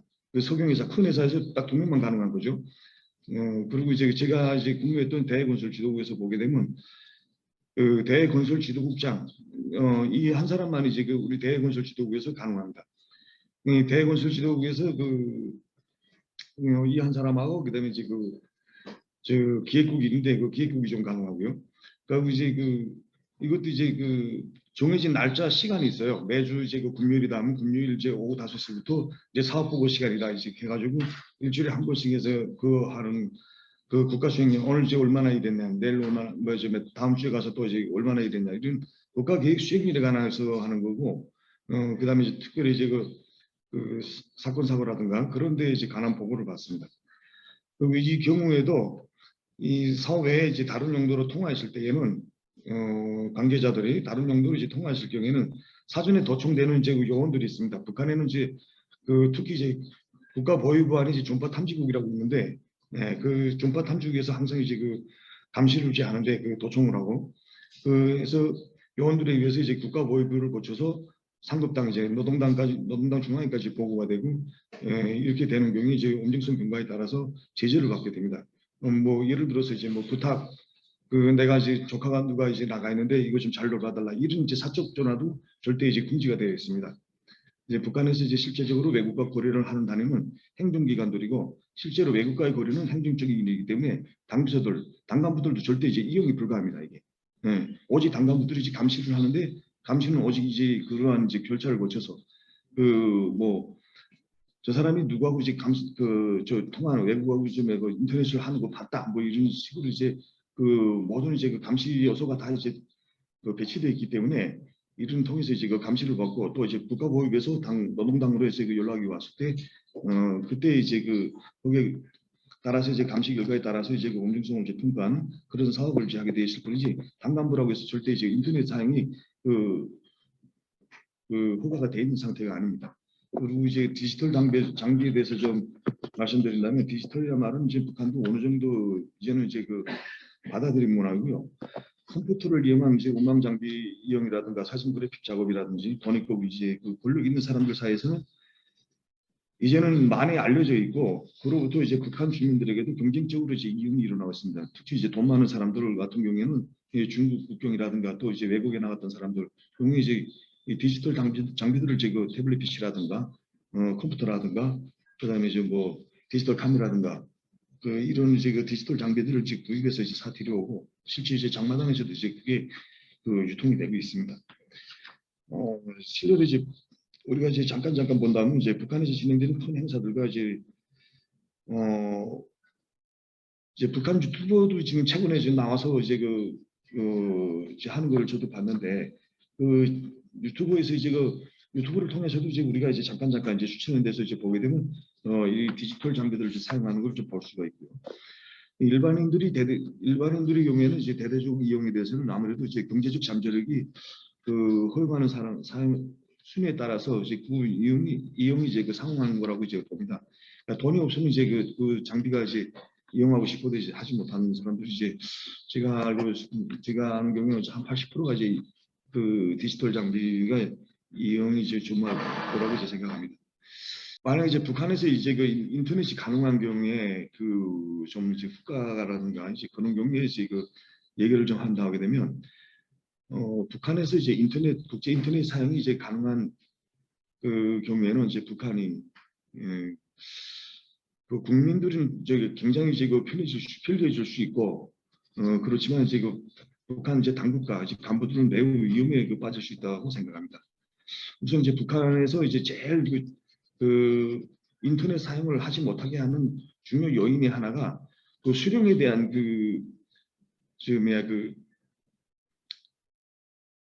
수령에 대한 그 뒷생활이에요.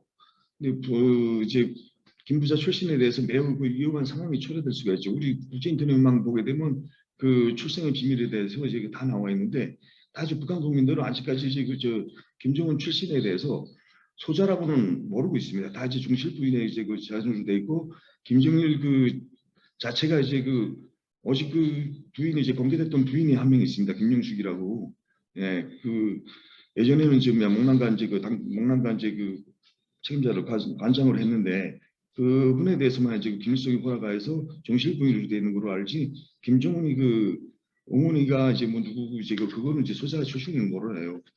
북한은 항상 이제 수령에 대해서 할 때는 세상에서 깨끗한 인간 중에 이제 깨끗한 인간으로 되어 있기 때문에 정말 이제 완벽한 인간으로 이제 수령을 다 이제 묘사했기 때문에 그런 이제 뒷생활에서 이제 후처가 이제 그런 이제 가정을 지금 하나도 공개가 안 됐기 때문에 모릅니다. 근데 이것이 이제 인터넷 사용이 돼가지고 김정은 출신이 이제 비밀이 알려지게 되면 사람들이 저렇게 깨끗한 사람에 대한 배신감이 이제 생겨날 거고 그런 경우 이제 권력 기관들도 그렇고 이제 북한 사람들이랑 주민들이라고 하게 되면 굉장한 이제 변화가 있을 것이라고 생각을 합니다. 예, 세계가 또 그리고 이제 민주화를 민주화후 이제 인권을 부르짖는 이제 현실들에 대해서 북한 주민들이 매일같이 본다면 세상 돌아가는 것에 대해서 이제 노동당이 그동안 가르치는 것이 이제 이율배반적이라는 사실을 직시하게 될 것이고 또 그렇게 되면 과연 이제 국가가 정말 무서운 상황을 가져올 수 있다는 것은 당 간부들이나 이제 수령 집단이라든가 이제 벌떡에 정말 누구보다도 다 잘 알고 있는 것입니다. 이제 한마디로 이제 체제 붕괴와 이제 북한 주민의 변화는 장담할 수가 없다는 것이 이제 우리 모두가 좀 아마 이제 인식을 해야 될 것이라고 생각합니다. 이제 우리 여기 이제 한국에 이제 현재 이제 탈북민들이 3만 5천 명이 되는데 이 많은 탈북민 경우 제일 처음에 접하는 것이 이제 인터넷 세상입니다. 이제 인터넷 세상에서 탈북민들이 아무도 이제 아는 사람들이 없는 남한 땅에서 북한 주민의 변화는 세상을 이제 배워갑니다. 그러던 중에 이제 제일 먼저 느끼는 것이 인터넷을 보면서 이제 이거 자기 인권에 대해서 내가 있나 없나 이제 알게 되고 또 민주화에 대해서 이제 알게 되죠. 이 인권이라고 북한에서 이제 계속 대줄 때 이거는 북한에서는 이제 인간의 권리는 쏟아붓는 자본주의 사회에서는 인민들이 배우고 싶어도 이제 일하고 싶어도 자고 싶어도 먹고 싶어도 자본가들을 위한 정부가 국민들을 돌볼 생각을 하지 않기 때문에 이런 초보적인 권리조차 누리지 못하고 산다고 이제 교양을 하고 있습니다. 하지만 노동당은 인민들을 이제 전적으로 책임지고 배우고 일하고 먹고 싶은 것을 모두 보장해 주기 때문에 북한에서는 누구나 인간의 존엄과 권리를 마음껏 누리고 있다고 지금도 교양을 하고 있습니다. 그래서 저는 오늘 이 세미나를 통해서 세계가 북한의 현 상황을 옳게 분석하고 인식함으로써 북한의 인권 회복을 위해서 더 많은 관심과 응원을 해 주실 것을 간곡히 당부드리면서 이제 마치겠습니다. 감사합니다. 노희창 선생님 발표였습니다. 정말 감사합니다. 마지막 순서로는 이제 평양 출신 과학자로 역시 현재 남한에 정착하여 살고 계신 김건희 선생님께서 북한 주민들의 디지털 장비 사용에 대해서 질문해 주시겠습니다. 네, 안녕하세요. 이런 자리 초청해 주셔서 너무 감사합니다. 네. 저에 대해서 간단히 이제 소개를 좀 드리면 저는 이제 2017년도에 한국에 왔고요. 한국에 온 지 한 만 4년 됐고 그리고 북한에서 리과대학을 졸업을 하고 2016년도에 리과대학을 졸업을 했고 그리고 한 7개월 정도 이제 국가과학원이라는 연구소에서 뭐 과학자는 아니고요. 그냥 인턴 경험 그 정도로 하다가 부모님이 이제 한국에 계셔가지고 한국에 이제 북한에서는 발전이 도저히 안 보여가지고 이제 한국에 오게 되었습니다. 저는 이제 뭐 인터넷 사용과 관련해서는 저는 처음에 전에 하셨던 분들이 다 말씀하셨기 때문에 인터넷 사용과 관련해서는 조금 생략하고 저의 그 이력에 맞는 그 대학생들이 인터넷에 접근을 어떻게 하는지 그리고 디지털 장비 수준이라든지 그리고 미디어에 접근할 수 있는 기회가 어느 정도 제공이 되고 그리고 그 아까 처음에 이제 말씀하셨던 서명 체계 관련해 가지고 네 그래서 크게 한 3가지 정도로 얘기를 말씀을 드리려고 합니다. 2010년도 제 기억에는 2010년도부터 이제 핸드폰이 북한에는 보급이 된 것 같고요. 그리고 대학생들한테는 2011년부터 그래도 한 10명 중에 대학생 10명 중에 한 6명 정도는 핸드폰을 가지지 않았을까를 추측해 볼 것 같습니다. 그리고 노트북 같은 경우에는 2013년도부터 거의 다 가지고 있었던 거로 기억이 나고요. 그리고 노트북이랑 그리고 태블릿 PC도 이제 그때쯤 다 이제 디지털 장비에 대해서 그렇게 가지고 있었던 것 같습니다. 그리고 보통 학생들은 이제 인터넷에 도저히 접근할 수 없고요. 그리고 몇몇 특정 이제 국제 프로그램 컨테스트라고 이제 한 2년에 한 번씩 진행되는 그런 프로그램 대회가 있는데 그런 그 친구들만 이제 그 가학원에 그 도서관이 있는데 그 도서관에서 인터넷을 사용해서 이제 그 코딩 컨테스트에 참여하는 걸로 알고 있습니다. 그리고 이제 네 그렇게 됐고 그리고 디지털 장비 수준은 이제 3가지 정도로 이제 태블릿이랑 그리고 노트북이랑 그리고 핸드폰 그리고 그 컴퓨터에서 이제 일반적으로 사용하는 그 운영 체계는 그 지금 뭐 북한에서 만들었다고 하는 붉은 별 체계를 이제 사용하는 뭐 분들이 정말 극히 좁고요. 다 그냥 윈도우즈 시스템을 사용하고 있고 이제 그러다 보니까 그 워드라든지 익셀이라든지 뭐 여러 가지 파워포인트들을 이미 저는 북한에서 많이 이제 경험을 했던 것 같습니다. 그리고 이제 그 다매체 미디어에 대한 접근성인데요. 뭐 한국 드라마라든지 그리고 노래, 뭐 미국 영화 이런 것들에 대해서는 이제 특히 대학생들한테 엄격하게 처벌 기준이 적용되는 것 같습니다. 왜냐하면 그 대학생들이 아무래도 이제 새 것에 민감하고 그리고 어떤 세계관이 바뀌고 있는 그런 단계다 보니까 대학 기간 동안에 이제 이런 사상의 변화를 굉장히 그 북한 정권 자체가 두려워하고 있고요. 이제 그러다 보니까 저희는 이제 시간의 여유가 생기면 이제 그런 영상을 번다라고 번다라고 전제하에 아예 수업이 끝나면 저녁 6시까지 학교에서 내보내질 않았습니다. 아예 그 어떤 특별한 그런 뭐 사적인 일이 있지 않고서는 정말 승인을 여러 차례 단계를 밟아서 이제 오후에 시간을 받을 정도로 그 정도로 이제 통제를 받으면서 공부를 하고 있고요.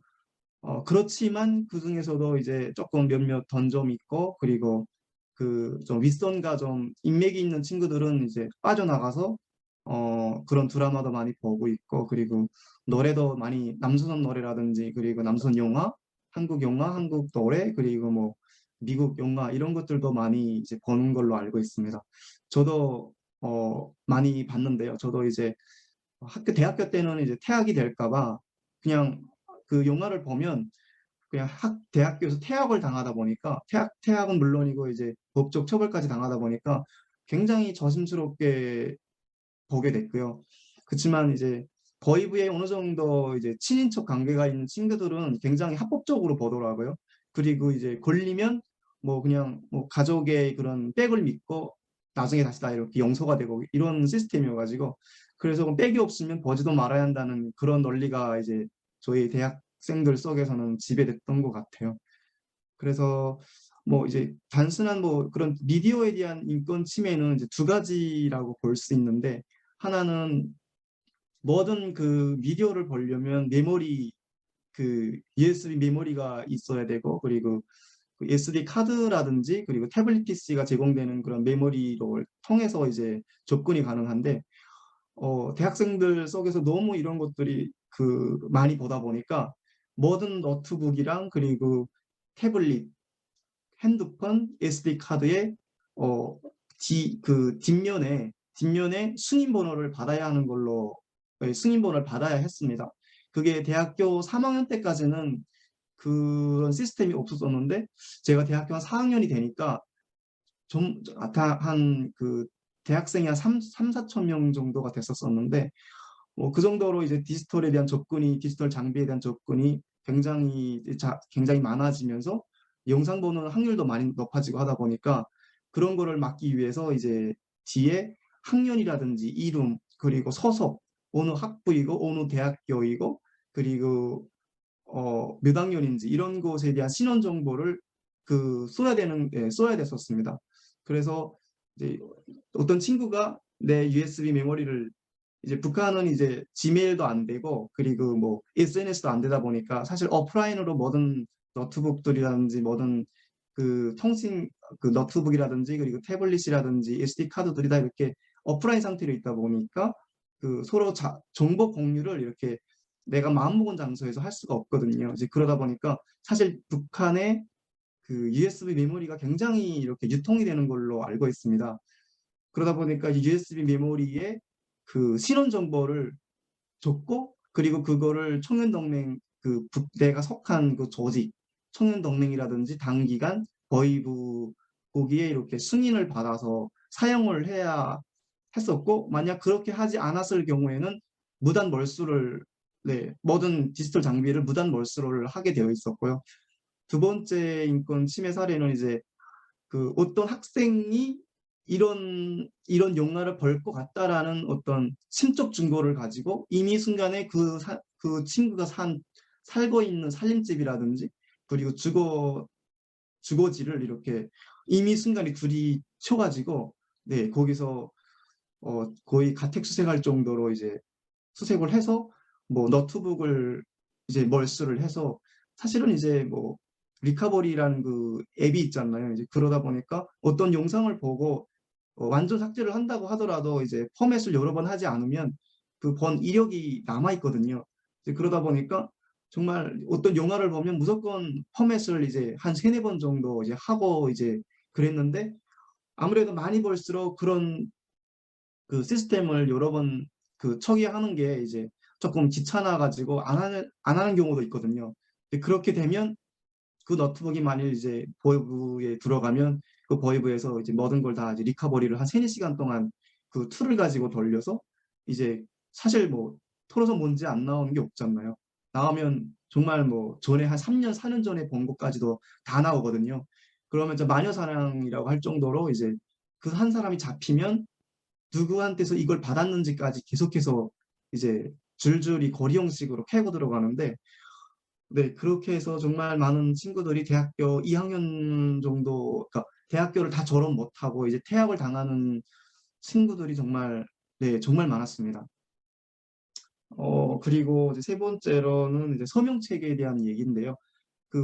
아까도 말씀드렸지만 북한은 정말 보안, 외부 정보가 유입되는 것을 막기 위한 시스템은 정말 잘 돼 있는 것 같습니다. 그러다 보니까 이제 남조선 노래라든지 그리고 한국 노래라든지 영화 이런 것들은 굉장히 고화질이고 그리고 한국 책들과 뭐 PDF 문서들 같은 경우에는 서체가 약간 다르거든요. 그걸 기준으로 해가지고 이제 필터링을 해서 어떻게 그거를 저도 원리 잘 모르겠는데 그거를 삭제를 하는 방법으로 가령 뭐 제가 쓰는 핸드폰도 이제 거려 링크가 북한에서 제가 쓰는 핸드폰도 시스템이 거려 링크였는데 시스템의 설명 체계가 이제 비둘기라든지 뭐 참매 이런 설명 체계를 이용을 해서 이제 노래를 내가 핸드폰에 넣으려고 할 때도 그 설명 체계를 무조건 통과를 시켜서 필터링을 해서 변환이 된 상황에서 핸드폰에 저장을 할 수 있었고요. 그러니까 핸드폰 아니라 모든 미디어들을 모두 다 이렇게 참매 그리고 비둘기와 같은 서명 체계를 거쳐야만 핸드폰에 넣을 수 있게 했었던 것 같습니다. 그리고 우리 지금 한국에서 보면 이제 앱스토어라든지 그 구글 플레이어 같은 걸 통해서 이제 앱을 다운받는데, 북한에서는 이런 앱 다운받는 게 사실상 그 거의 뭐 앱스토어 이런 게 없고요. 그 개인들이 서로 이제 APK라는 직접, 그러니까 저희는 대학생이다 보니까 너무 그걸 잘 하다 보니까 이제 그걸 직접 깔아가지고 썼고요. 그리고 조금 퀄리티가 높거나 영향이 좀 큰 게임 같은 경우에는 그 정보기술 봉사서라고 이제 최진성 소속의 최진성이 잘 모르겠는데 아무튼 어떤 그 통신 쪽 소속에 되어 있는 그런 기술 봉사소에 가서 돈을 주고 뭐 한 5,000원, 10,000원 정도, 북한 돈 기준으로 5,000원, 10,000원 정도 주고 이제 업데이트는 거기 가서 이제 계속 받는 걸로 되어 있습니다. 네, 이상입니다. 감사합니다. 네, 김건희 선생님 발표였습니다. 감사합니다. 네. 이제 마지막 순서로 저희 이제 질의응답 순서로 넘어갈 건데요. 여기 계신 참석자분들께서 채팅창에 Q&A 창에 올려주신 질문들을 제가 이제 모아서 발표자분들께 답변을 요청드릴게요. 지금 3개의 질문이 들어왔는데요. 먼저 크리스티나 쿤즈 연구원님께 질문입니다. 질문이 영어로 되어 있는데요. 지금 북한 정권에서 디지털 인권과 관련해서 가장 원하는 변화, 보고 싶은 변화가 무엇인지 여쭤봐 주셨습니다. 제가 조금 시간 관계상 빨리 대답을 드리도록 하겠습니다. 굉장히 복잡한 이슈라고 생각이 드는데요. 그렇지만 바로 단순하게 말씀을 드리자면, 먼저 인트라넷 글로벌 인터넷 시스템을 바꾸는 게 급선무라고 생각합니다. 그래서 북한 시민이 자신들의 인권에 대해서 깨닫고 글로벌 인권 사회라고 하는 측면에서 자신의 위치가 어딘지를 정확하게 깨닫는 게 중요하다고 생각하고요. 그리고 정치적인 또는 시민 혁명이 북한 내부에서 일어났으면 좋겠습니다. 그렇게 된다라고 하면 북한 정권에도 변화가 있지 않을까라고 생각하는데요. 너무 단순한 답변이었나요? 두 번째 질문인데요. 그 북한 내부로 이제 콘텐츠 유입이 어려운 상황에서 북한 내부 시민들이 직접적으로 이제 내부에서 콘텐츠를 제작하고 배포할 수 있는 역량이 확보되면 어떨까라는 의견이었는데요. 북한 이제 장기적으로 봤을 때 북한 내부에서 정권의 감시를 피해 디지털 기술 개발이 가능한지에 대한 질문입니다. 그리고 국제 시민사회가 북한 일반 시민의 디지털 역량 강화를 위해 직접적으로 할 수 있는 일이 있을지 이렇게 좀 긴 질문을 보내주셨는데요. 혹시 이 질문에 답변해 주실 분이 계신가요? 제가 답변 드릴까요? 네. 북한은 이제 형사 처벌의 가장 높은 수위가 이제 시청을 하는 것도 굉장한 엄중한 처벌이지만 배포하고 유포하는 거를 굉장한 그 법적 처벌을 처하고 있거든요.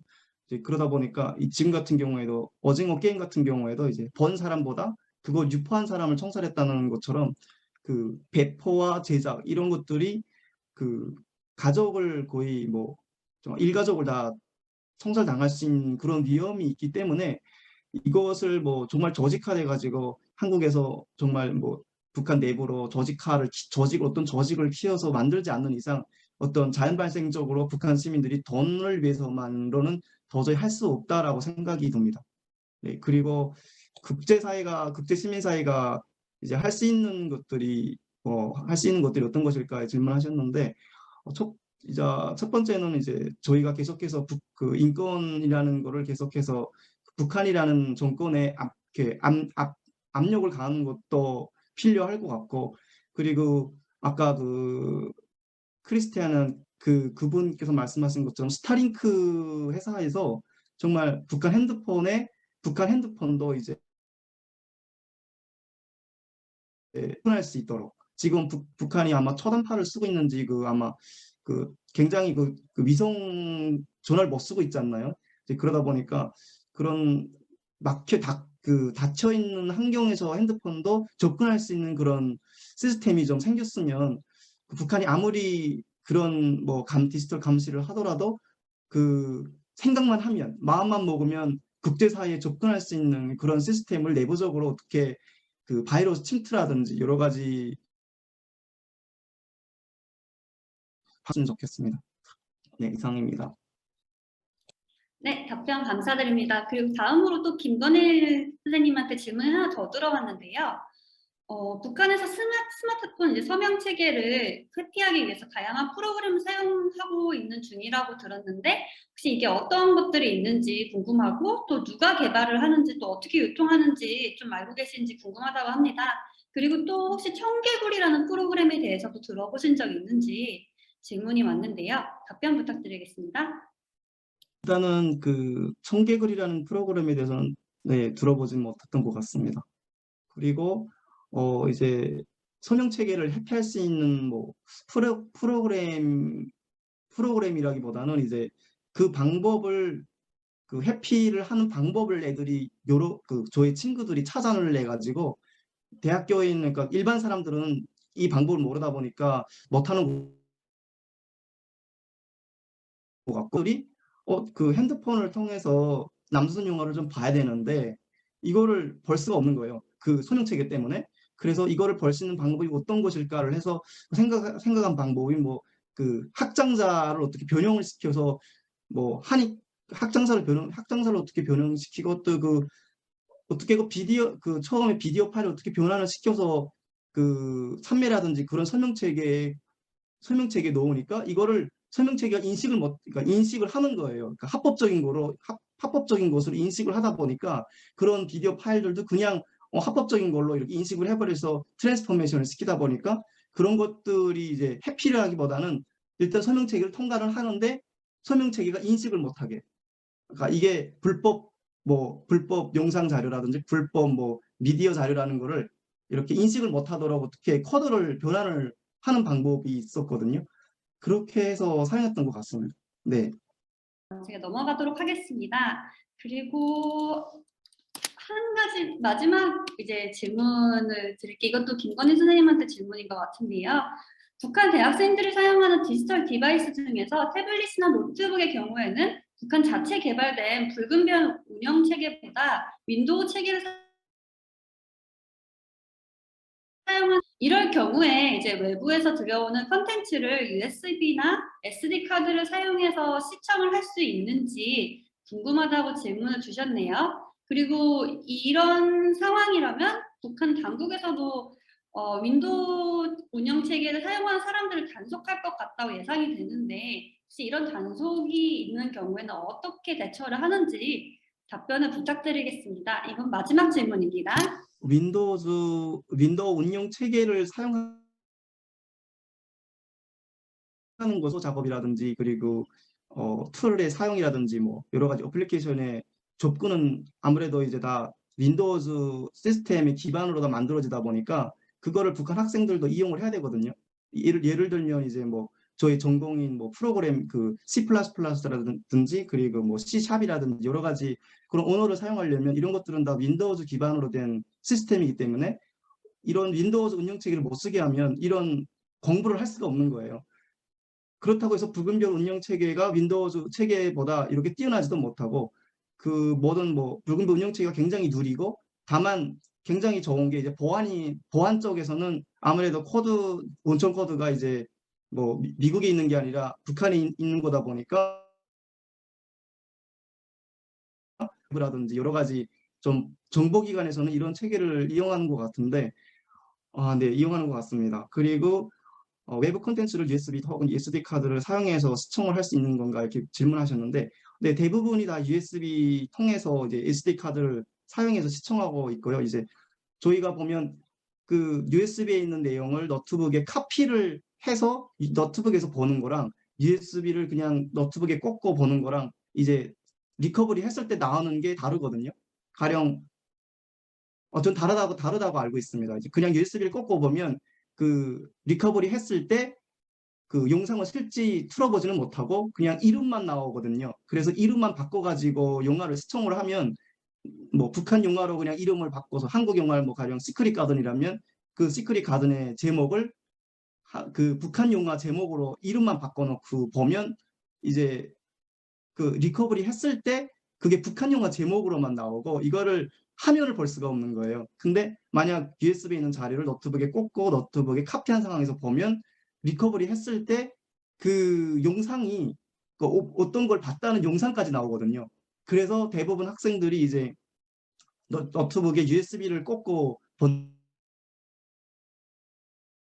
본다든 그 SD 카드를 대부분 꽂고 봅니다. 네, 그래서 제 생각에는 대학생들 한 70%가 SD 카드 칩을 이제 핸드폰에 삽입을 하고 보는 걸로 알고 있고, 나머지 30% 정도가 이제 적어도 나는 뭐 걸려도 괜찮다라고 하는 친구들이 USB를 노트북에 이제 꼭 이렇게, 네, 놓고 보는 걸로 알고 있습니다. 네, 저도 그렇게 했고요. 네, 네, 이상입니다. 자세한 설명 감사드립니다.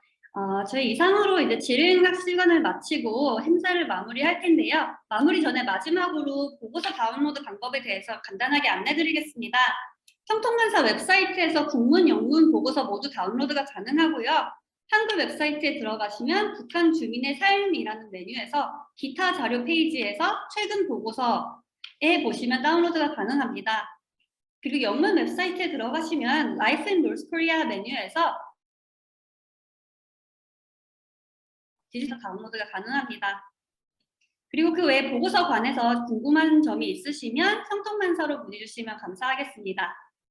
네, 그럼 이상으로 오늘 행사를 마치겠습니다. 모두 귀중한 시간 내주셔서 너무 감사하고요. 좋은 하루 되시길 바라겠습니다. 감사합니다. 보신 분들 수고 많으셨습니다. 감사합니다.